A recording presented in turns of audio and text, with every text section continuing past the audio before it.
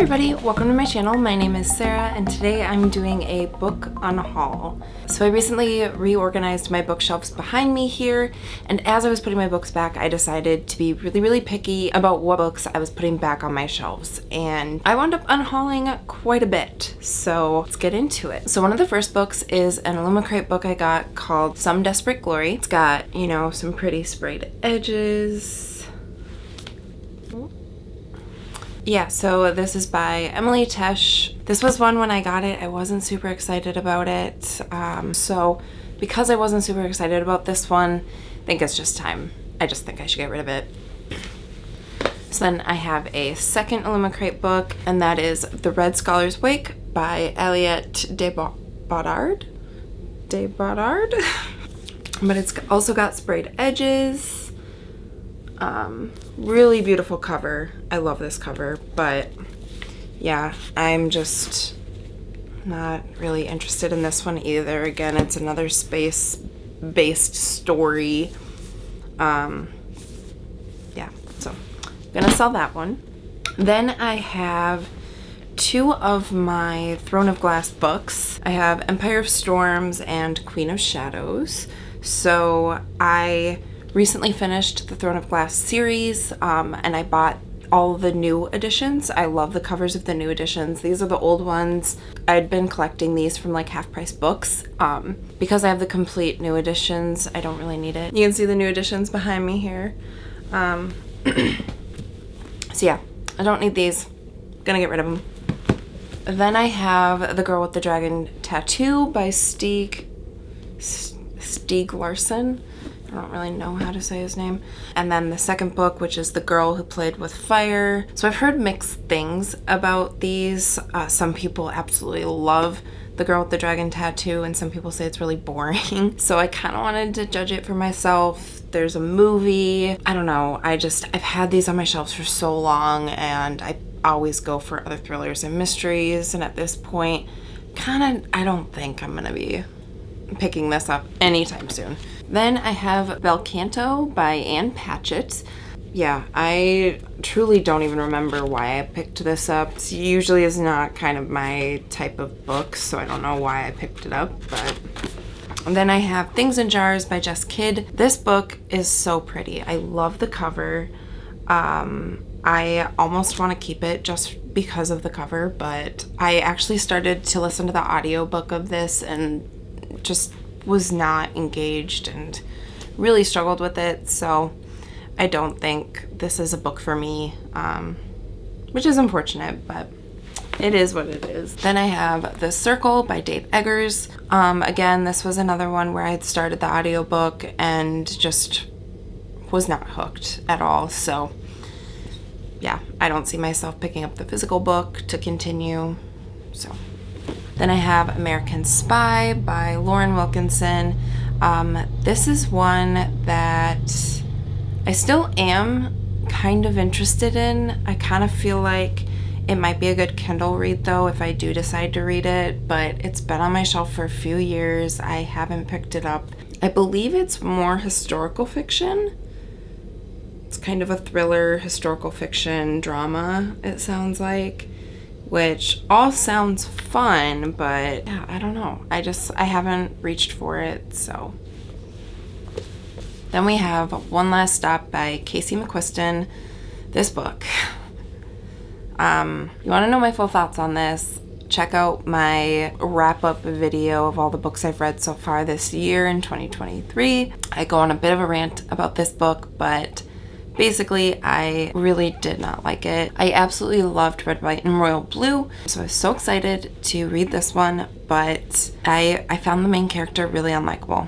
She comes across as being very needy and obsessive and borderline stalkish to this other girl, and I don't find that cute. I don't find that endearing. I found it pretty creepy, and yeah, because that's kind of how the relationship starts, I was just completely pulled out of the love story, and the story had not started like that. Towards the middle and end, the events are interesting, the love story gets better, because of how it started. It was just uncomfortable. So I was really bummed. Like I said, Red, White, and Royal Blue is one of my all-time favorite books, and this is one of my least favorite. So that's interesting. Then I have The Keeper of Night by Kylie Lee Baker.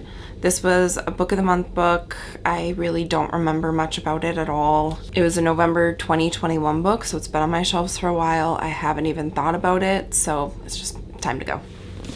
Then we have the X Hex by Erin Sterling. I started this book last October. I thought it was going to be a fun little rom-com, spooky season read, and I just could not get into it. There was something about the writing style that was just, I don't know, underdeveloped, or I really struggled to even get like 20 pages into it, so she's gotta go.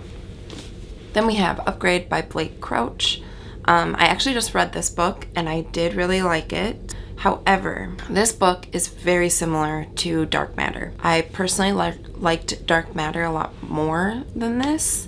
And because they're so similar, I feel like if I'm going to recommend either to someone, I'd recommend Dark Matter. You know, I like having Dark Matter on my shelves. This one feels kind of like a runner-up to that, and I don't feel like I need it on my shelves. I don't feel like I'm going to, you know, be borrowing it to people, so it can go. Then I have Municipalists by Seth Fried. This is a March 2019 book of the month book. Yeah, I thought the cover was cool, and it's been on my shelves ever since. And yeah, could not even tell you what it's about. Then we have Mexican Gothic by Silvia Moreno Garcia. So this book is actually, I really enjoyed this book. It is horror, so there are definitely some weird and like gross parts, but like you should expect that to some extent. But like the Gothic tale, the Gothic atmosphere was just so. I actually am getting rid of this because it's the book of the month edition, so it has these colored tabs on it, which really drive me nuts. It bothers me more than it should. So honestly, this is one that I would like to repurchase someday, just to have on my shelves, to have like in my horror collection. I just don't want this edition. So then we have We All Looked Up by Tommy Wallach. This book, the title and the author is so tiny. I don't know if you could see that. It's so tiny. Anyway, I read this in college. It's kind of like an end of the world, an asteroid's about to hit Earth sort of story, and it's about these like 4 or 5 teenagers and what they do with their final time. Overall, the story was decent. I enjoyed it more so because it made me think like, what would I do in my final days? If I knew an asteroid was hurtling towards Earth, how would I spend my last like 48 hours? I like books that make you think like that. However, this was one I'm never gonna pick it up again. It was decent, but it doesn't need a spot on my shelves anymore. Then I have Ariadne by Jennifer Saint. This is a mythology retelling of some sort, and that's kind of all I know about it. It's been quite a while that I've had this, and I have others that I need to get through. I need to finish Song of Achilles. I started it and didn't finish it. I need to read Circe. I want to do a reread of Percy Jackson. Like, I've got enough, so I'm getting rid of it. Then we have Book Eaters by Sunyi Dean. So this book, I actually got the Illumicrate edition, which is stunning. I absolutely love this edition. It's got foil, the edges are just so fun. So I don't need this one anymore. This was a book that I actually was excited for its release, so I bought the hardcover, not realizing that it was going to be the Illumicrate book. Illumicrate books take forever to get here, so like it's August 15th and I just received the July book like 2 days ago. This came out in whatever month it came out. The Illumicrate book came like probably a month later, so now I have 2. I don't need this one. Then we have the Christie Affair. This book I am interested in. I think it might be a good audiobook for me, just because it is kind of like historical. I think it's historical fiction. I don't think it's completely nonfiction. Agatha Christie is a figure that is very interesting to me, especially the fact that she disappeared for like days of her own accord. She like faked her own disappearance. Like, it's crazy. So I am interested in reading this. I don't see myself sitting down with the physical book. Like, I feel like I'd rather be doing a puzzle listening to the audiobook. That seems like a vibe to me.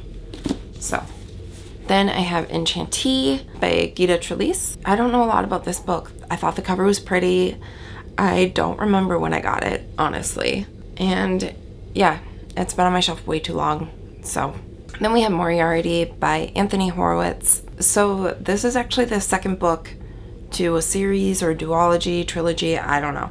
I didn't realize it was the second book when I bought it. I love the show Sherlock. I love Sherlock Holmes in general. When I saw this, I was super excited and I bought it. And then one, I have not picked it up in years. I bought this in college. And then two, it's the second book. And I didn't realize that till I finally looked it up on Goodreads. And yeah, so I don't even know what the first book is. Yeah, it's just time. It's time to get rid of it. Then I have Anne of Green Gables.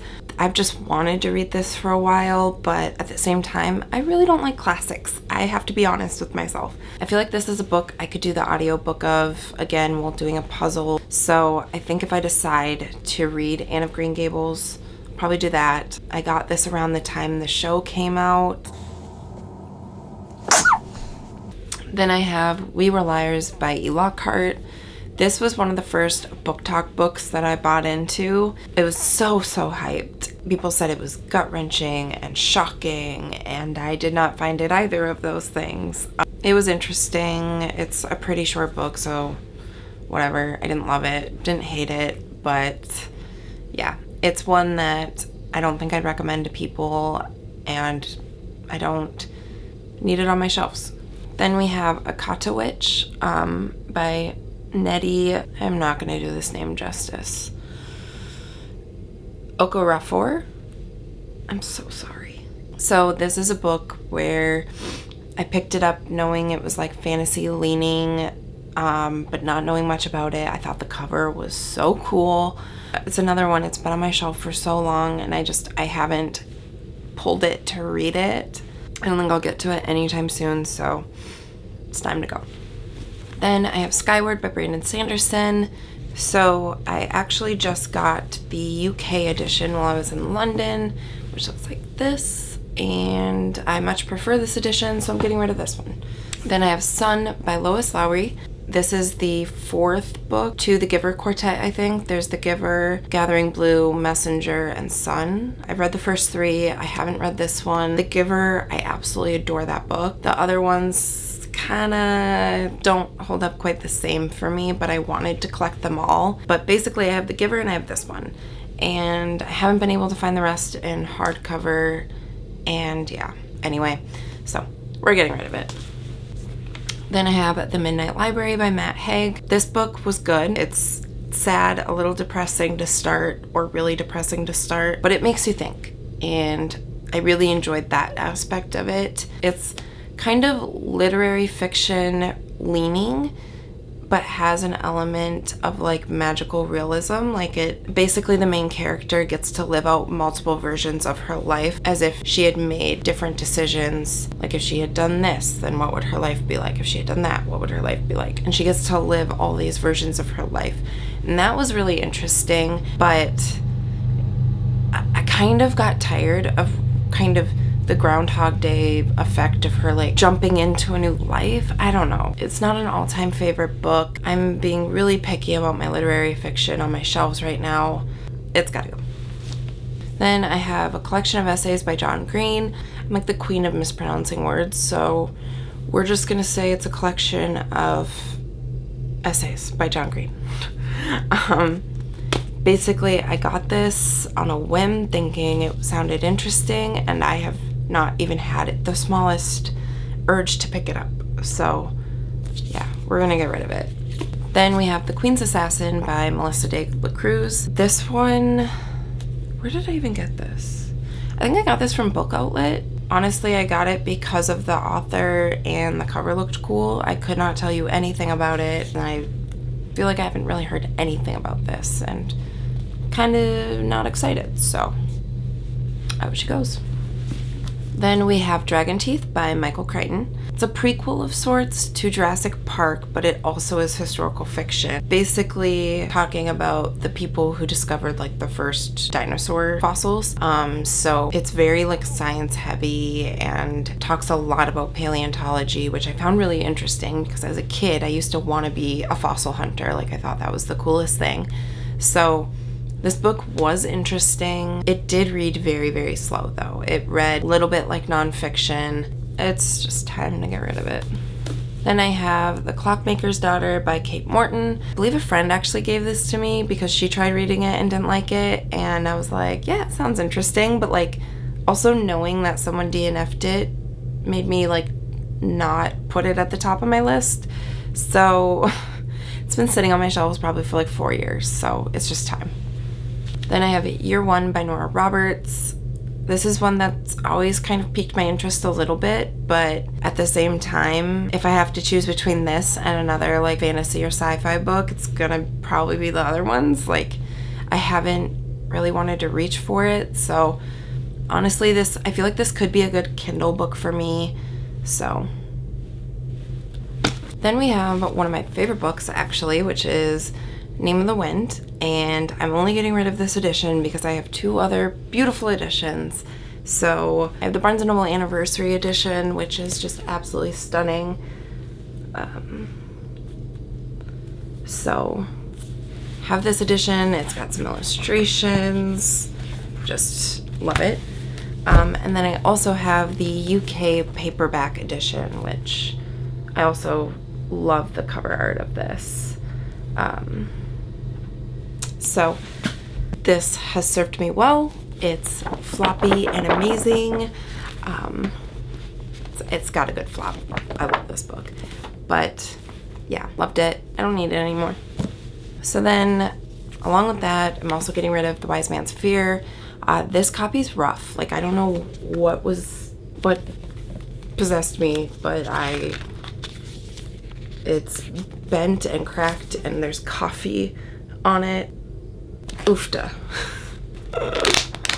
But yeah, so I don't even know if I could give this one away. I also have the UK edition of this, and I'm hoping Barnes & Noble comes out with a special edition of this one this year. We'll see. But then I have 2 from Eric Larson. These are either historical fiction or nonfiction. I don't know, they're based on true events. Reading both of them kind of feels like a chore to me. This is Deadwake and The Devil in the White City. I'm just not interested, and yeah, I don't want reading to feel like a chore. So then we have The Maze Runner and The Scorch Trials by James Dashner. And yeah, I wish I would have read these books when I was a teenager. I think I would have absolutely loved them when I was like in my Hunger Games era. When I think about picking them up now, I'm just kind of, I just don't really want to read them. If I'm picking up YA, I'm pretty picky about what I'm picking up, so. Then I have Cursed by Thomas Wheeler. I picked this up around the time that Netflix had their series Cursed, or didn't watch the show, didn't watch this, or didn't read this. I don't think I'm gonna consume either. So then I have The Chosen Ones by Veronica Roth. Veronica Roth obviously wrote Divergent, which is a beloved series. That was like a pivotal series for me as a teenager reading dystopian.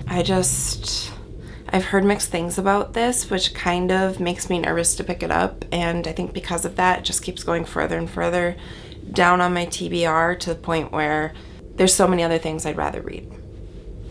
Then we have The Night She Disappeared by Lisa Jewell. My understanding of this is it's kind of like a domestic thriller about 2 parents who disappear, leaving their baby behind, I think. I don't know. I'm just not into domestic thrillers at all right now. I don't care. I'm just not invested in family drama. The disappearance aspect is kind of intriguing, but I feel like I've just been so disappointed and let down with thrillers recently that I'm very hesitant to invest my time in them.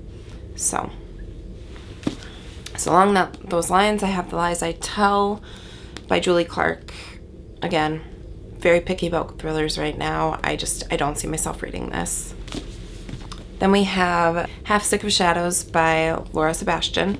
My understanding is that this is a King Arthur retelling, but with like a female main character, I believe.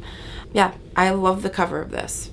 That's about as interested as I am in it. I think the cover art is gorgeous, but I don't see myself reading it, so. Another thriller I do not care to read is Everything We Didn't Say by Nicole Bart. That's all I have to say. Then we have This Tender Land by William Kent Kruger. I actually did really enjoy this book. I think it was beautifully written. It told a good story. It is historical fiction, which even though I can read historical fiction and be like, yeah, that was a good story, or I can tell it, or like it was beautifully written, it's not one that when I look at it on my shelves, I'm like, that was amazing, and like it sparks joy. This doesn't spark joy. It's going. Then we have a book that I bought solely because I liked the cover, and I've learned that's not a good enough reason to buy a book because I don't think I will ever read it, and that is Prelude for Lost Souls by Helen Dunbar. Helene? I don't know how to say that. But I thought the cover was so pretty, and yeah. I just don't have any interest in it other than that. Then we have Aristotle and Dante, Discover the Secrets of the Universe by Benjamin Elier-Sayans. This book is so highly regarded in terms of being YA contemporary fiction. The fact that it is YA contemporary fiction kind of loses interest for me. Those are kind of two genres that I am falling out of right now. I go through phases. Who knows, maybe I'll come back to it. But right now, I really am preferring fantasy and adult and sci-fi. So, and literary fiction in general is just not it for me. So, even though this is a beloved book for so many people, I just don't think I'm going to give it a try right now. And because of that, someone else can enjoy it. Then we have The Inheritance of Urqueta Divina by Zoraida Cordova. This book, again, I think the cover is absolutely stunning, and that's kind of all I know about it. Yeah, I got this book in 2021 apparently, and have not thought of it since. So, then we have Where the Crawdads Sing. This book was so hyped. I definitely was expecting it to be more like, I don't know, to be more because of how much it was hyped, but I still enjoyed the writing. I enjoyed the mystery. It was a beautifully written book, very similar to This Tender Land in terms of it being like a well-written mystery. However, it is kind of historical fiction, it is literary fiction, and even though I liked it, I'm not like, oh my gosh, that book was amazing, which I thought based on how people were talking about it, I thought that's how I would feel, and it didn't, and I want it. Then we have Arch Conspirator by Veronica Roth. This is a novella. I believe this is a retelling of some sort. I read it, really did not like it. Yeah. Then we have Nocturna by Maya Matane. Yeah, I don't remember getting this book. I don't know what it's about. I don't even know what genre it is. I can assume maybe fantasy. I don't remember anything about this book. I found it on my shelves and I'm like, what is this? But I don't know. So we're getting rid of it. Then I have The Essential Tales and Poems of Edgar Allan Poe. I love Edgar Allan Poe. I don't need a collection of his work though, especially one that's not particularly pretty. If it was one of the leather-bound ones, maybe. I don't need this. Then I have some mass market paperbacks, which I really do not like mass market paperbacks. I went through a phase where I liked them. I liked how they fit my hands, but I don't like how they sit on my shelves because they're tiny and they get lost. So we're getting rid of them. So the first one is And Then There Were None by Agatha Christie. This is one I would actually like to purchase a nicer edition of because this is my favorite Agatha Christie story. Then we have Once Upon a Time in Hollywood by Quentin Tarantino. Yeah, I saw the movie. I don't feel like I need to read the book. How's that? Then I have Shutter Island by Dennis Lehane. I thought maybe I would be interested in this. I don't think I am. And then I have Where'd You Go Bernadette by Maria Semple. I absolutely adored this book. I would like to get it in a normal size paperback just to have, because it was a really interesting story to me. So only getting rid of it because I don't like the style. So then we have The Book of Lost Things by John Connolly. Could not tell you what this is about, but I picked it up sometime somewhere, and I feel like a lot of these books I probably got at like Goodwill or Half Price Books, just hunting, and then they completely fall off my radar, so it's a victim to that. Then we have The Snow Child. This is a book that I've heard is like extremely underrated, that it's a fantastic book, but not a lot of people talk about it, so that intrigued me. However, it's another one that's been on my shelves forever, and I don't see myself getting to it. It's one that I feel like if I do want to pick it up, it would be a great Kindle book. Then we have Murder on the Orient Express by Agatha Christie. I read this one. I enjoyed it. It's not my favorite by her, so I don't feel like I need to keep this. Then we have Becoming by Michelle Obama. This is a book I would prefer to listen to on audiobook because she narrates it, and it's kind of a longer one for a memoir, so I would much rather listen to her narrate it, so I don't need the physical book anymore. So then I have Trip, Psychedelics, Alienation, and Change. So these are kind of more of my nonfiction books that I'm finally purging, because at a time they sounded interesting, and now I'm like, I don't like nonfiction for the most part, and I should know that about myself. So this is Trip, Psychedelics, Alienation, and Change. It sounded interesting to me, I don't know, and the cover was kind of cool. So I don't really have anything else to say about that, other than at one point I was curious as to what it had to say about psychedelics. Then we have A Study in Sherlock, which I believe is a bunch of short stories either written in the world of Sherlock Holmes or similar to, inspired by Sherlock Holmes by other authors. That sounded interesting to me, but again, I prefer reading short story collections like on my Kindle. I like just having it to pull up as I'm out and about somewhere. I don't feel like I'd ever carry this book around, if that makes sense. So then we have Stop Overthinking. Who is this by? By Nick Trenton. I bought this at a time when my anxiety was at an all-time high, and I was just trying to cope in multiple ways, and I find comfort in books, so I was trying to find answers in books. Wound up finding answers in therapy. So we are a therapy positive channel. So I actually wound up not reading this book because it stressed me out, oddly enough, but yeah, so maybe someone else can find this useful. Then we have Bossy Pants by Tina Fey.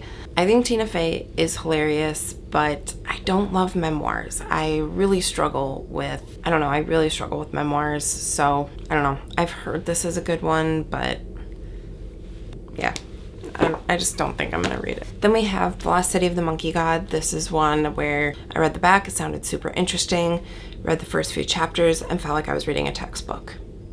Never picked it up again.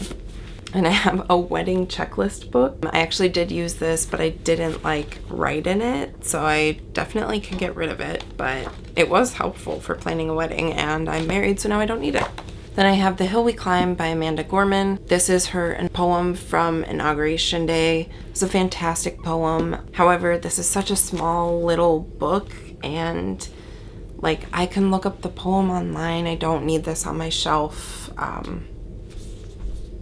So, alrighty. Had to quick play a session of D&D. So I'm filming this outro after the fact, but thank you so much for watching my unhaul. If you think I should keep any of these books, or if you've read any of them and have differing opinions, please let me know. As always, if you liked this video, please give it a thumbs up. Make sure you subscribe to see more content like this wherever you are. Have a great day, and I'll see you in the next one. Bye.